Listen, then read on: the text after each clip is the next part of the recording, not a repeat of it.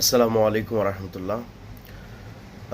আজ মিডল ইস্টের মধ্যে, মধ্যপ্রাচ্যের মধ্যে আমরা সওম পালন করতেছি, আরাফার সওম। আরাফার দিনের সওম মানে রোজা, এটার ফজিলত অত্যন্ত গুরুত্বপূর্ণ। কেননা এই দিনটা কেন গুরুত্বপূর্ণ দেখেন, আমরা যারা মুসলমান আছি, ইসলামকে অনুসরণ করি, আমাদের এই ইসলামের পরিপূর্ণতা লাভ করেছেন এই দিনের মধ্যে।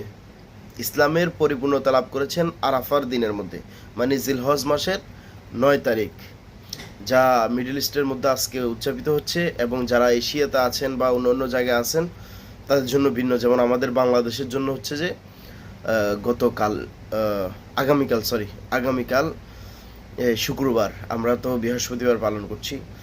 তো আল্লাহ পাক রব্বুল আলামিন সূরা মায়েদার 3 নম্বর আয়াতের মধ্যে বলেছেন, এই এই এই এই আরাফার দিন রসুল সাল্লাল্লাহু আলাইহি সাল্লাম ঘোষণা করেছেন, বিসমিল্লাহির রহমানির রহিম, আল ইয়াউমা আকমালতু লাকুম দীনাকুম ওয়া আতমামতু আলাইকুম নিআমাতি ওয়া রাদিতু লাকুমুল ইসলাম দীনা।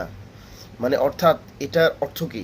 এটা হচ্ছে যে আজ আমি তোমাদের জন্য তোমাদের ধর্ম, তোমাদের মধ্যে মনোনীত যে ধর্ম, আল্লাহর মনোনীত দিন ইসলাম, সেটাকে পরিপূর্ণ করে দেওয়া হয়েছে।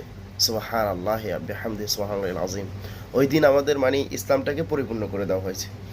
এবার রাসূলুল্লাহ সাল্লাল্লাহু তাআলা ইসলাম আরও বলছেন যে আরাফার ময়দানে, মানে আরাফার দিনের যে রোজা, ওটার ফজিলত কি? মুসলিম শরীফ 1162 নম্বর হাদিস শরীফের মধ্যে আছে, রাসূলুল্লাহ সাল্লাল্লাহু আলাইহি ওয়াসাল্লাম ইরশাদ করেন, আমি আশাবাদী, রাসূল সাল্লাল্লাহু আলাইহি ওয়াসাল্লাম বলতেছেন, আমি আশাবাদী যে ব্যক্তি এই আরাফার দিনের রোজার ব্যাপার, মানে রোজা রাখবেন, রোজার ব্যাপারে উনি এভাবে বলতেছেন, আমি আল্লাহর কাছে আশাবাদী এটি পূর্ববর্তী, মানে পূর্ববর্তী মানে কি, আগের, পিছনের, মানে যেটা চলে গেছে, পিছনের, পূর্ববর্তী এবং পরবর্তী, যেটা এখনো আসে নাই, ভবিষ্যৎ, হ্যাঁ ফিউচার, ওই ভবিষ্যতের 1 বছর, পূর্ববর্তী,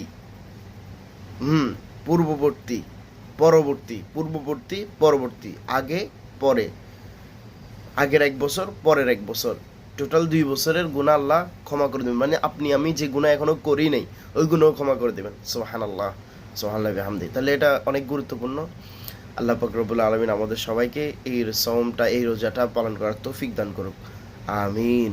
সাল্লু আলাল হাবিব সাল্লাল্লাহু তাআলা আলা মুহাম্মদ সাল্লাল্লাহু আলাইহি ওয়া আলিহি ওয়া সাহবিহি ওয়া বারিক আলাইহি ওয়া সাল্লাম।